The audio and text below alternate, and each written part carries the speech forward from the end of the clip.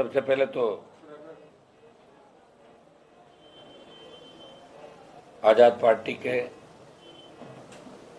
हमारे चीफ भाई चंद्रशेखर जी ने जो आज राजस्थान प्रदेश के अंदर प्रदेश का नौजवान किसान इस तकलीफ के दौर से गुजर रहा था और आवश्यकता थी कांग्रेस और भारतीय जनता पार्टी को रोकने के लिए मजबूत विकल्प की, तीसरी ताकत की। और आज इन्होंने राष्ट्रीय लोकतांत्रिक पार्टी, जो लंबे समय से हम दोनों के बीच बात चल रही थी, आज गठबंधन की अंतिम मोहर लगाई।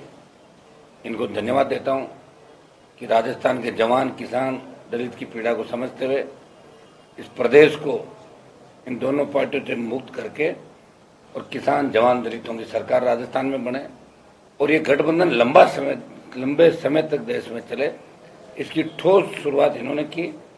और मैंने इनसे आग्रह किया कि आप स्वयं यहाँ आरएलपी कार्यालय आके और जवानों को संबल दें और समर्थन की घोषणा करें। मैं इनको धन्यवाद देता हूँ और हम मिलके राजस्थान में चुनाव लड़ेंगे और मजबूती से राजस्थान का जवान इस बार, जिस तरह पिछली बार 80 लाख वोट कांग्रेस बीजेपी के खिलाफ राजस्थान के अंदर आए थे, जिस तरह का माहौल राजस्थान में रहा, भ्रष्टाचार, पेपर लीक की घटनाएं थे, बजरी माफिया का आतंक, दलितों पर अत्याचार, किसान आत्महत्याएं, नशे की बढ़ती प्रवृत्ति, इस सब में कहीं न कहीं राजस्थान का युवा और किसान बदलाव की तस्वीर देखना चाहता है, उम्मीद रखता है वो। लेकिन कांग्रेस और भारतीय जनता पार्टी जो लंबे समय से शासन के अंदर है, धन बल, बाहुबल और सत्ता के बल के आधार पे वो सच्चाई को कुचलने का प्रयास कर रहे हैं। ऐसे समय में नौजवानों को संगठित होने की आवश्यकता है। नौजवान उम्मीद भी कर रहा था लंबे समय से, ये एक जो राजस्थान लंबे समय चाह रहा था, यह बदलाव हो। आज बदलाव की इस कड़ी के अंदर चंद्रशेखर जी को धन्यवाद दूंगा कि इन्होंने हमारी बात को रखा, हमारे आग्रह पे गठबंधन की पहल की। और मैं इनको विश्वास दिलाता हूं कि ये जो मिलकर हम लड़ाई लड़ रहे हैं, इसके परिणाम 24 के अंदर भी अलग होंगे देश के अंदर, और 23 में राजस्थान की जंग हम मिलके जीतेंगे। इतना विश्वास आपको दिलाता हूं कि हम परिवार की तरह मिलकर राजस्थान के अंदर लड़ेंगे। धन्यवाद।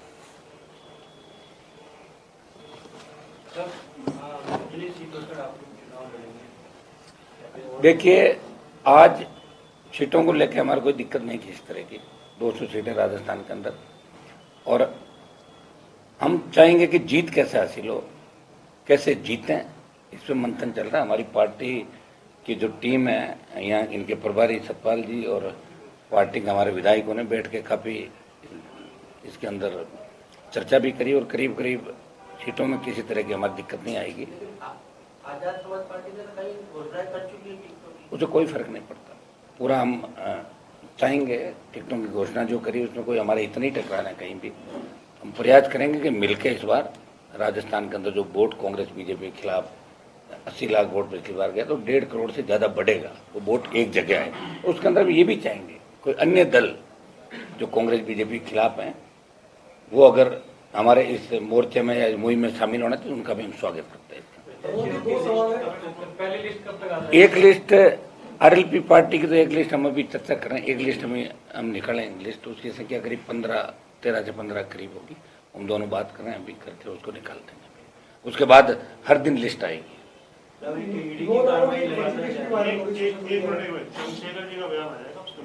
हाँ, एक बार। सम्मानित मीडिया के साथियों, आप सब बहुत शॉर्ट नोटिस पे और यहाँ के बड़े नेता हनुमान बेनीवाल जी के आग्रह पे यहाँ बहुत शॉर्ट नोटिस पे पहुंचे, इसके लिए मैं आपका धन्यवाद करता हूँ। ये अलायंस आज का अलायंस नहीं है, ये अलायंस बहुत दिन पहले डॉक्टर बाबा साहब अम्बेडकर सर छोटू राम जी के नेतृत्व में हुआ कि किसान, कमजोर, नौजवान, महिला, उनके हकों की आवाज, उनकी लड़ाई को लड़ा जाए। अब लोकतांत्रिक स्थिति में हनुमान जी बेनीवाल लंबे समय से इस क्षेत्र को की समस्याओं को लड़ रहे हैं और कहीं कोई ऐसा मौका नहीं जहां बीजेपी कांग्रेस के लोग तमाशबीन बने हुए थे जनता के हितों के लिए, वो लड़ाई को मैदान में लड़ रहे थे। इसके लिए वो धन्यवाद के भी, और उनकी पूरी टीम, हम उनका दिल की गहराई से धन्यवाद करते हैं कि वो इस लड़ाई को लड़ रहे थे। अब ये लड़ाई क्योंकि इलेक्शन का दौर आ गया और आगे बढ़े, ऐसे व्यक्ति को जो बिना स्वार्थ जनता की लड़ाई लड़ रहे थे, ऐसे लोगों को आगे बढ़ के मौका मिले नेतृत्व करने का, इसकी जिम्मेदारी भी जनता के ऊपर है। पिछली बार 80 लाख से ज्यादा वोट भारतीय जनता पार्टी और कांग्रेस के खिलाफ जनता ने दिया। 80 लाख लोग वो, और प्लस जिन लोगों को अब हम लोग जोड़ने का काम कर रहे हैं, जो लोग मन से तैयार हैं कि भाजपा और कांग्रेस की सरकार के से मुक्ति चाहते हैं और नए लोगों को आगे बढ़ के काम करते देखना चाहते हैं, चाहे वो नौजवान हो, महिलाएं हो, किसान हो, मजदूर हो, और राजस्थान की वो सम्मानित जनता जिनका विश्वास है लोकतंत्र में, जो बढ़ चढ़ के वोट देते हैं, उनको जोड़ के आने वाले दिनों में एक बड़ी शक्ति हम लोग यहाँ बनाएंगे। 29 तारीख को आरएलपी के स्थापना दिवस पे एक बड़ी रैली भी जयपुर में रखी है, मैं खुद भी उसमें शामिल रहूंगा और हमारे बड़े पैमाने पे हमारे कार्यकर्ता, नेता और समर्थक भी उस रैली में बढ़ चढ़ के हिस्सा लेंगे। वो एक रैली ही राजस्थान की बहुत बड़ी जो शक्ति बनने जा रही है उसका प्रदर्शन करेगी, और उसके बाद भी हम लोग बहुत सारी रैलियां करेंगे। ना में सीटों में हमें कोई किसी तरह कॉन्फ्लिक्ट है, ना और कोई, पर एक ही हमारी तमन्ना कि राजस्थान सुरक्षित हाथों में रहे, राजस्थान की जनता को उनके अधिकार मिले, और जो वंचित तबकों पर अन्याय अत्याचार हो रहा है, चाहे वो किसान हो, मजदूर हो, नौजवान हो, महिलाएं हो, जो शोषण हो रहा है वो बंद हो। और वो शोषण तभी होगा जब काम लेने वाले हाथ मजबूत हों, और हनुमान जी बेनीवाल के हाथ बहुत मजबूत हैं और हमारे साथी उनको इस लड़ाई में आगे बढ़ाने के लिए हम लोग तैयार हैं। मैं उनकी पूरी पार्टी का, उनके नेताओं का धन्यवाद करता हूं, आजाद समाज पार्टी के सभी नेताओं का, भीम आर्मी के सभी नेताओं का धन्यवाद करता हूं।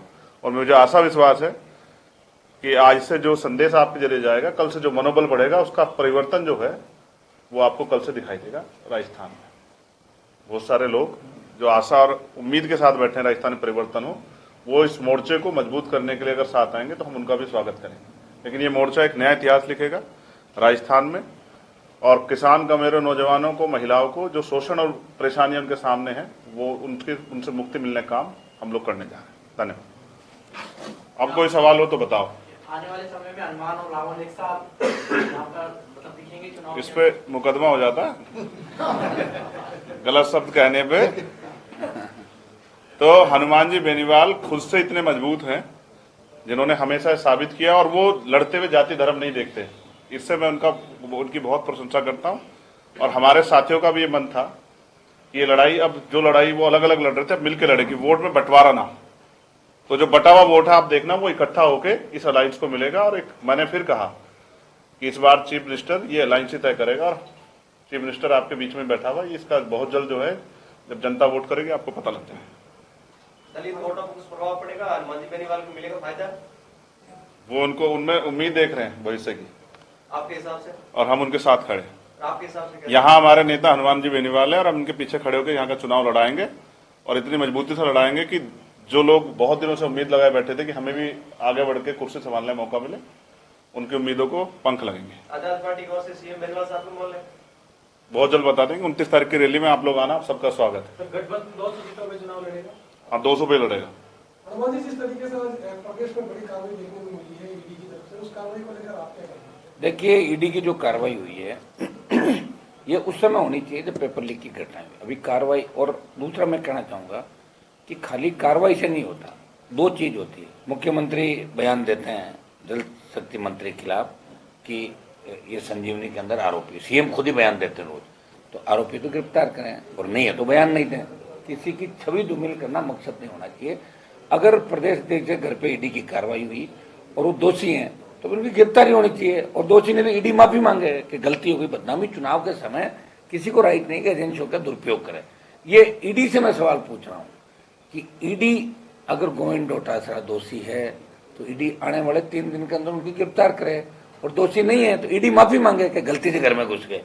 और बजरी माफिया, जिसके साथ भारतीय जनता पार्टी के नेता अक्सर 7 स्टार होटलों में दिखते हैं, जो आज दाड़ रहे थे इसके ऊपर आपके टेलीविजन पे, आपकी इस इलेक्ट्रॉनिक मीडिया पे, मैं उनसे ही पूछना चाहता हूँ कि ये जो बजरी माफिया है, इसने सबसे बड़ा घोटाला, सबसे बड़ा घपला राजस्थान का किया, तो भारतीय जनता पार्टी की तो टिकटें मारता दिख रहा है, तो ईडी की कार्रवाई बजरी माफिया क्यों नहीं हो रही? मैं लंबे समय से मांग कर रहा हूँ, 12 रैली करी मैंने राजस्थान के, तो ईडी वहां क्यों नहीं पहुंची? और ये पेपर लीक की जो घटनाएं हुई, इसको लेकर लोकसभा के अंदर भी हमने मामले उठाए, प्रदेश की सड़कों पर आरएलपी ने संघर्ष किया, ईडी की कार्रवाई की हमने मांग करी, सीबीआई की कार्रवाई की मांग करी, लेकिन ईडी की कार्रवाई का मतलब ही नहीं कि ईडी छापा मारे और चली जाए, अखबार में छप जाए या टीवी पर आप दिखा दो ईडी की कार्रवाई हुई। हुआ क्या? अगर दोषी है पकड़ो और नहीं है तो कार्रवाई मत करो। ये प्रदेश की जनता जानना चाहती है और अशोक गहलोत से भी पूछ रही है कि आप बार बार शेखावत पर जो आरोप लगा रहे हो कि संजीवनी में दोषी है, दोषी तो गिरफ्तार करो और नहीं है तो बदनाम मत करो। ये चुनाव के समय ही बात क्यों लेके आ रहे हो? अब तो चुनाव है, चुनाव से पहले भी कार्रवाई हो सकती थी। क्लियर करना चाहिए। राजस्थान की जनता चाहती है कि क्लियर कटो, हमें भ्रामक प्रचार और दुष्प्रचार के अंदर नहीं धकेला जाए। ये राजस्थान की आम जनता, ईडी की कार्रवाई होनी चाहिए। मैं कह रहा हूँ ईडी सीबीआई हम सब मांग करते हैं, ये इसी के लिए एजेंसियां बनी, लेकिन उसका समय तय होना चाहिए कि आज का समय क्यों चुना, या ये 3 महीने पहले क्यों नहीं कार्रवाई? क्या इतने टाइम पर डॉक्यूमेंट नहीं मिले थे कि टारगेट करके जैसे किस किस को आप कर रहे हो? तो ये जो समय है, और जब कार्रवाई कर ली, ईडी के पास सूचनाएं थी तभी तो ईडी पहुंची थी, फिर ईडी को इसका खुलासा करना चाहिए और इनके खिलाफ कार्रवाई कर, और नहीं तो ईडी को माफी मांगनी चाहिए। मेरा इसके अंदर ये कहना। और बजरी माफिया के खिलाफ ईडी को बड़ी कार्रवाई करनी चाहिए, जो भारतीय जनता पार्टी के टिकट बांट रहा है। गठबंधन अपना मैनिफेस्टो कब तक जारी करेगी? मैनिफेस्टो तो हम कर देंगे 29 की रैली के तुरंत बाद, 1-2 दिनों के अंदर बैठ के तय करना। तो हमारा मैनिफेस्टो करीब एक सा ही रहेगा गठबंधन का, एक ही मैनिफेस्टो होगा। दूसरी पार्टी है जो अपना संकल्प पत्र बनाने के लिए या फिर सुझाव मांग रही है जनता से या लोगों से, लेकिन आपकी पार्टी जो नई पार्टी है, नया क्या कर रहे हो इस बार? आपकी सरकार में पार्टी, हम तो सारे नया ही कर रहे हैं, और कर कौन रहा नया? राजस्थान का 70 साल में किसी ने नया किया ही नहीं भाई। पहली बार ये अलायंस भी नया हुआ, देखिए आप, जवानों का और संघर्षशील 2 नेता जो देश में लड़ाई लड़ रहे हैं, प्रदेश में लड़ाई लड़ रहे हैं। पहलवान बेटियां संकट में थी, आप भी गए थे, चंद्रशेखर जी गए, मैं वहां गया हूँ बेटियों के लिए। किसानों को, किसान आंदोलन के अंदर हम दोनों थे, अग्निपथ के खिलाफ हम दोनों थे। प्रदेश की कई ऐसे दलितों पर अत्याचार हुए जहाँ आप भी आए, मैं भी गया, चाहे जालौर के अंदर मटकी का मामला हो, वहाँ ये भी गए, मैं भी गया।